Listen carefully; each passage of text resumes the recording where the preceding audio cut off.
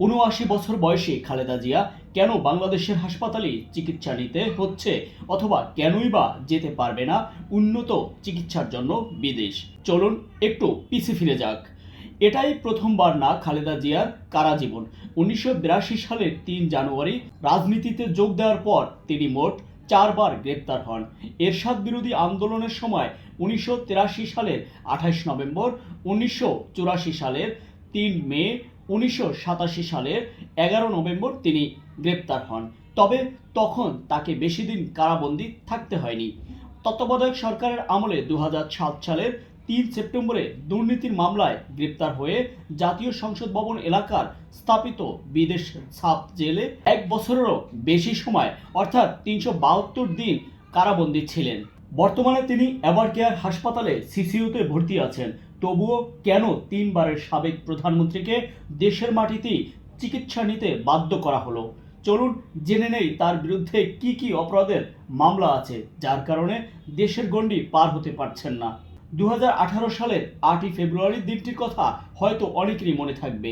ঢাকার পুরনো অংশে বকশীবাজারে স্থাপিত বিশেষ জজ আদালতে শেষ হওয়া জিয়া অরফেনেজ ট্রাস্ট দুর্নীতি মামলার রায় ঘোষণা হবে। দণ্ড মাথায় নিয়ে কারাগারে যেতে হতে পারে, সেই প্রস্তুতি নিয়েই হয়তো গুলশানের বাড়ি থেকে বেরিয়েছিলেন বেগম খালেদা জিয়া। থমকে থাকা ঢাকার জনশূন্য রাস্তা ধরে কয়েক কিলোমিটার দূরে বিশেষ আদালতে সেই দিন বিএনপির চেয়ারপারসনের গাড়িবহর পৌঁছাতে লেগে গিয়েছিল বেশ কয়েক ঘন্টা। নানা নাটকীয়তা আর সহিংসতাপূর্ণ সেই যাত্রা বাংলাদেশের বহু মানুষ সেই দিন টান টান উত্তেজনা নিয়ে অবলোকন করেছিলেন টেলিভিশনের পর্দায়। এরপর প্রায় ১৮ মাস পর খালেদা জিয়ার জামিন আবেদন চূড়ান্ত শুনানি শেষে দেশের সর্বোচ্চ আদালত আবেদনটি খারিজ করে দেয়।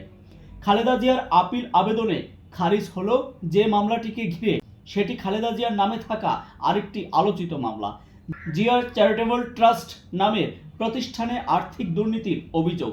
এই মামলাটি এবং আরও যেসব মামলায় খালেদা জিয়ার যে সাজা হয়েছে বা বিচার চলছে, চলুন জেনে আসি সেগুলো সম্পর্কেও। জিয়া অরফেনেজ ট্রাস্ট দুর্নীতি মামলা ২০০৮ সালে তৎকালীন সেনা সমর্থিত তত্ত্বাবধায়ক সরকারের আমলেই খালেদা জিয়ার বিরুদ্ধে এই মামলাটি দায়ের করে দুর্নীতি দমন কমিশন। এই মামলাতেই সাজা পেয়ে প্রথমবারের মতো দুর্নীতির দায় মাথায় নিয়ে কারাগারে যেতে হয় খালেদা জিয়াকে। এর আগে তাকে অন্তরীণ হতে হয়েছিল রাজনৈতিক কারণে। ২০১৮ সালের ৮ই ফেব্রুয়ারি পুরনো ঢাকায় বিশেষ আদালতে বিচারক তার রায়ে খালেদা জিয়াকে ৫ বছরের কারাদণ্ড দেন। ওই দিন কারাগারে যেতে হয় খালেদা জিয়াকে। সেই থেকে এখনও কারাবন্দী রয়েছেন তিনি। মামলার অভিযোগে ছিল এতিমদের জন্য বিদেশ থেকে পাওয়া ২,১০,০০,০০০ টাকা ৭১,৬৭১ টাকা প্রধানমন্ত্রী হিসেবে ক্ষমতার অপব্যবহার করে জিয়া অরফেনেজ ট্রাস্টে দেওয়া হলেও তা এতিম বা ট্রাস্টের কাজে ব্যয় করা হয়নি, বরং সেই টাকা নিজেদের হিসাবে জমা রাখার মাধ্যমে আত্মসাৎ করা হয়েছে। রায়ে খালেদা জিয়ার একমাত্র জীবিত সন্তান তারেক রহমান, যিনি এখন ব্রিটেন প্রবাস এবং সেখানে বসে বিএনপির ভারপ্রাপ্ত প্রধানের দায়িত্ব পালন করছেন, তাকে দেওয়া হয় ১০ বছরের কারাদণ্ড। মামলাটির তদন্ত শেষ হয়, অভিযোগপত্র দেওয়া হয়েছিল ২০০৯ সালে, কিন্তু আদালতে অভিযোগ গঠন হয় ২০১৪ সালের মার্চ মাসে। বকশীবাজারের বিশেষ জজ আদালতে সেই মামলার বিচার কার্যক্রম চলে। এর মধ্যে ৩২ জন সাক্ষ্য দিয়েছেন এবং ১৬ দিন ধরে যুক্তিতর্ক চলছিল।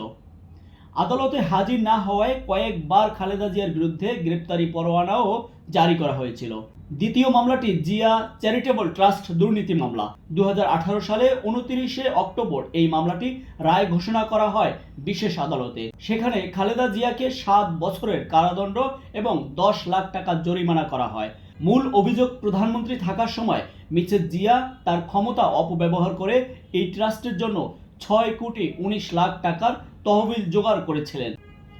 তৃতীয় মামলাটি নাইকো মামলা।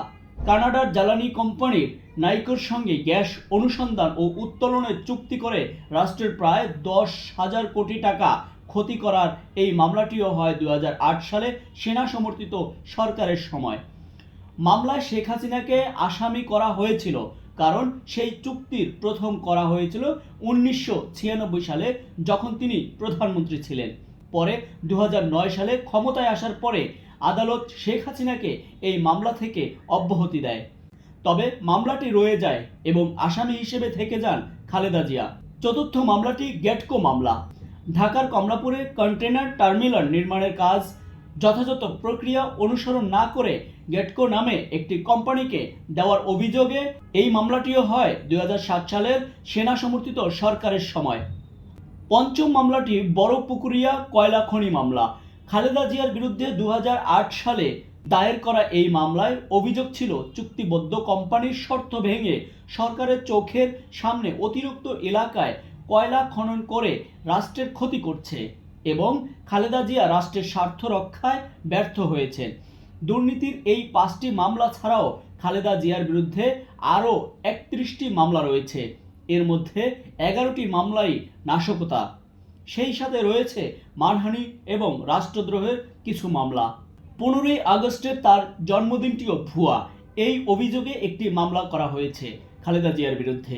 বিএনপি সবসময় অভিযোগ করে এই সব দুর্নীতি মামলা রাজনৈতিক উদ্দেশ্য প্রণোদিত এবং হয়রানিমূলক। সরকারের পক্ষ থেকে অবশ্য এসব অভিযোগ বরাবরই নাকচ করা হয়েছিল। এদিকে বিএনপিপন্থী আইনজীবীদের বক্তব্য, আওয়ামী লীগ ক্ষমতায় আসার পর 2007 সাল থেকে 8 সালে তাদের বিরুদ্ধে করা এরকম শত শত মামলা প্রত্যাহারের ব্যবস্থা করে নিলেও বিএনপির করা আবেদনগুলো বিবেচনা করেনি। প্রশ্ন উঠছে, শেখ হাসিনা সহ অনেক নেতারাই অনেক মামলার আসামি ছিলেন, কিন্তু বিএনপি ক্ষমতায় না থাকার কারণেই কি খালেদা জিয়ার এই অবস্থা করে রেখেছে ক্ষমতাসীন দল আওয়ামী লীগ? তবে বিএনপি এখনও সরকারের কাছে আবেদন করে যাচ্ছে খালেদা জিয়াকে উন্নত চিকিৎসার জন্য বিদেশে পাঠানো হোক। সেটিকে নাকচ করছে বারবার আইনি জটিলতা দেখিয়ে সরকার। আজকের চিত্র, নিউজ ডেস্ক।